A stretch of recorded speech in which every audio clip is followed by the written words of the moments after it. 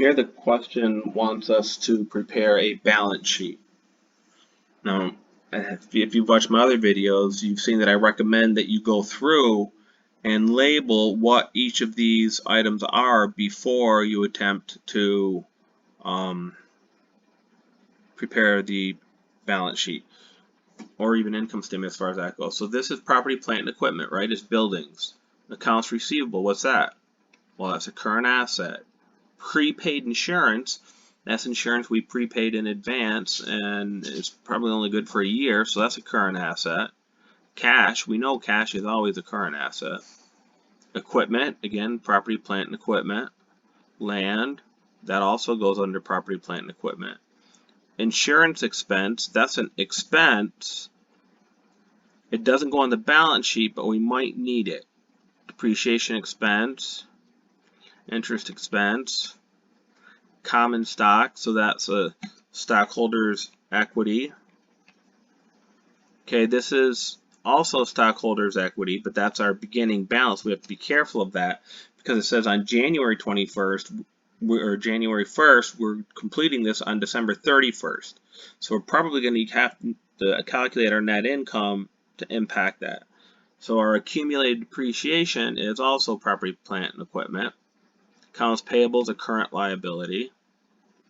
The notes payable is going to be split out here. Okay. So out of this, current liability is going to be 13.6 because it tells us down here, okay? And if that's the case, then the remainder, the other 80,000, is going to be long-term liability. And then our interest payable is a current liability, revenue. It's a revenue, okay? So let's see what we can do with this now. We're going to start off with our assets, right?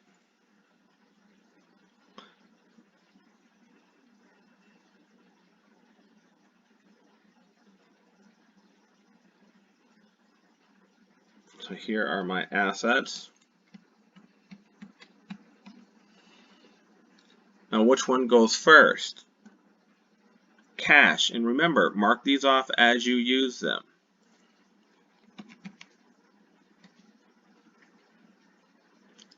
So the cash was 11,840. Our next one is going to be accounts receivable, because hopefully we're going to collect our accounts receivable fairly quickly. 12,600. What other current assets do we have here? Well, right here we said prepaid insurance is a current asset. So prepaid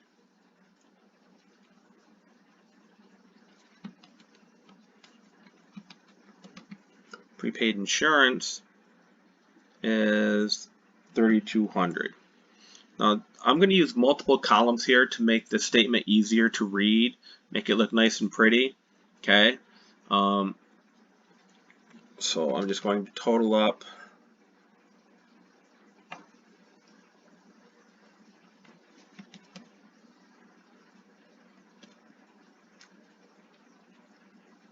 these numbers right here. So that's 27,640. Now that's going to be my total current assets. Okay, let's indent these a little bit here to make it look pretty.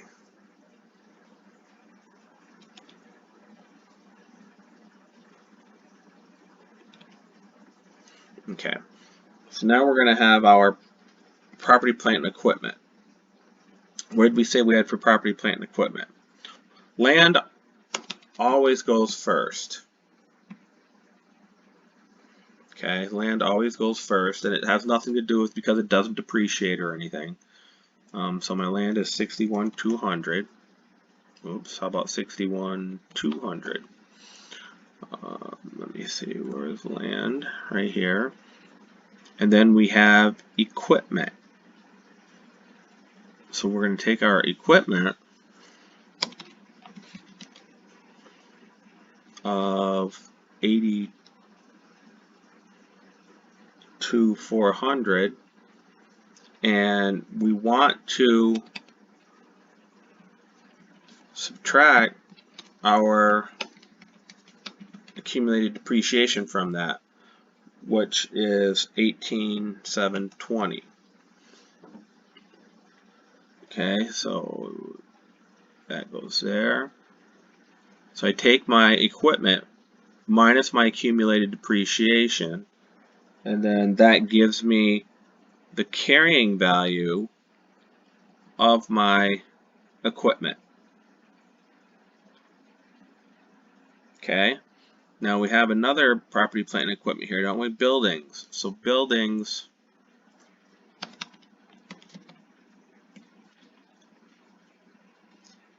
my building is 105,800. So again, I want to subtract my, I'm just going to copy these here. I'm just going to subtract my accumulated depreciation of, where's my other accumulated depreciation? 45,600, which is right there. And then property, plant, equipment, buildings are up here. Okay, all right. So now we got these marked off. Now I can total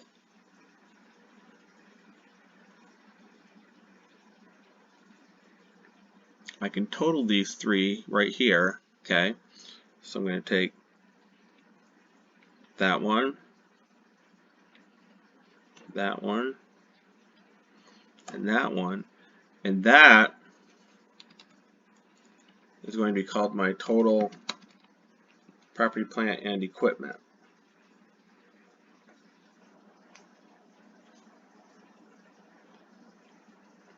And then I will have my total assets when I add those two together. So my total assets are 212,720. Now let's do our liabilities. So I'm just going to copy this down here, make it a little easier, change it to liabilities. Liabilities and stockholders' equity.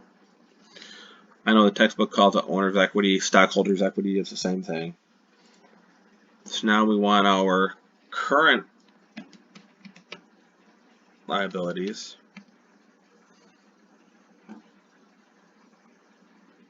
And we have our accounts payable, right? Because let me see, so where's our accounts payable? Accounts payable right here, $9,500.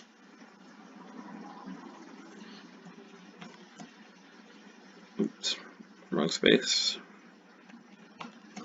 Okay, and then we have, what else for our current? We have the current maturity of the long-term. So we have our current maturities of the long term, and the reason why we're including this is because we're going to pay that portion off during the next year. The remaining 80,000 is going to be paid out further down the line.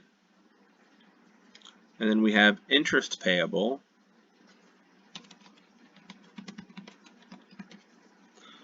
which is 3,600. Now I total these up,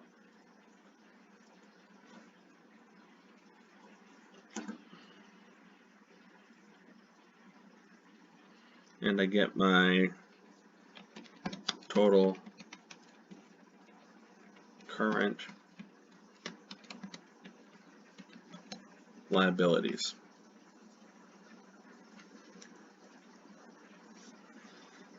And then we only have one long-term liability, right? So we have one long-term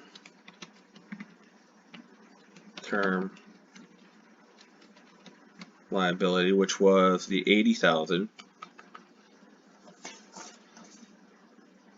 So I add those two together.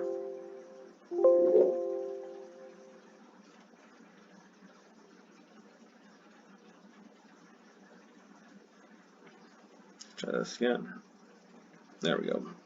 So our total liabilities are 106. So that's our total.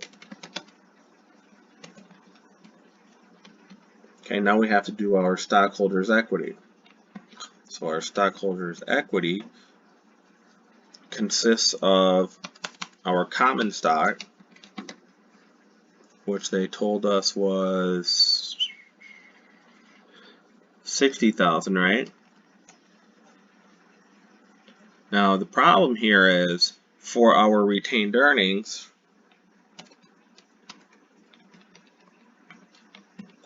so for my retained earnings, they give me my beginning of the year. So we're going to have to calculate our net income and subtract any dividends. So I'm just going to do it really quick over here.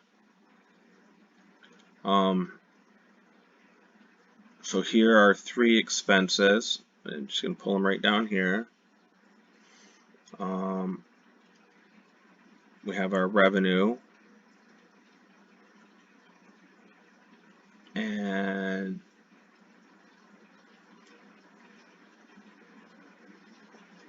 so let's see what this equals here. So we have our revenue minus our expenses, and we end up with $6,020 for our net income. So that's my net income. Now what I got to do is take my beginning retained earnings of 40, and then I'm going to add my net income of 6020. So that gives me my ending retained earnings of 46,050. So if I put the 46,050 in here, and then we total that up,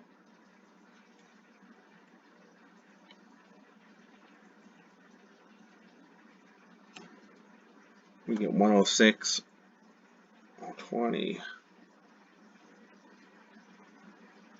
It's a typo, that should be a 2 right there, and there we go.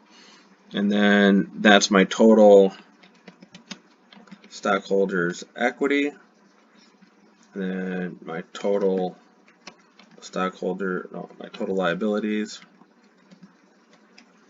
and stockholders' equity when I add those two together, and hopefully they match 212,720, 212,720. So again, when you do this, hopefully you will get the same amount for my total assets and my total liabilities and owner's equity. So notice that they have to balance.